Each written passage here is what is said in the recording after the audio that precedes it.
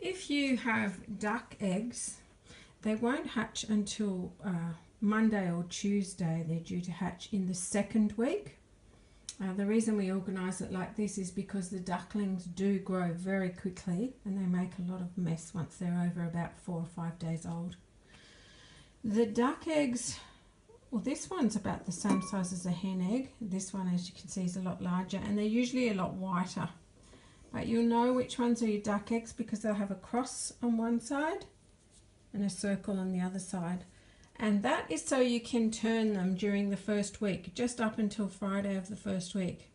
So while they're sitting in the incubator, say you have the crosses up during the day, have the circles at night, crosses up the next morning, circles at night. You may find that if there's lots of chickens already hatching in the incubator and walking around in there, they will turn the eggs for you. But if they're not getting turned, then you'll need to turn them. Once they hatch, it's the same as chickens. They can stay in the incubator for 12 hours or so, and they don't need to eat or drink for 48 hours. When you do transfer them over to the brooder box, you may find that the chickens will really pick on them because the chickens are older and the ducks look different. So put them all in together to start with. Then if you find that the chickens are picking quite badly on the ducklings after about 5 minutes or so, you can separate them. So this is a duck. This is a divider to separate the ducks. So you slot it into those little slots in the box. And that way they can see each other, but they can't hurt each other.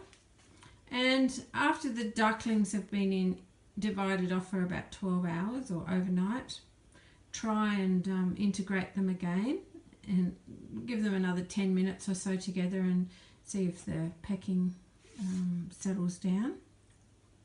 Most of the time it does after they've been divided for a while, but sometimes they just keep getting picked on really badly. So if that's the case and your ducks are growing bigger and they need a little bit more room, you can move that divider along and just maybe blue tack it up further up in the box to give them a bit more room. You can use a little container for their water and sprinkle food straight on the bottom. You might have to blue tack something down so the ducklings don't knock it over. And because that section that you divide off is further away from the light, it may get quite cold for the ducklings, especially if they're newly hatched in winter, if your room's quite cold. So if that's the case, you can put a towel or something over this end of the brooder box just to keep it a little bit warmer. You can also prop something underneath the duck divider so that the chickens and ducklings can't get under, but it's letting a little bit more warm air in down the bottom. There is more information on the website about what to do about selling the ducklings, anything that extra that you may need to know. Also, if you do have ducklings hatch, once they've recovered from hatching, they're nice and dry and they've had something to eat and they're not so tired anymore, you can get them out and let them have a little swim, only for 5 or 10 minutes in a little bowl of lukewarm water. You can put them in water out of their depth and they will swim, and usually they'll start duck diving as well, and the children love to watch this.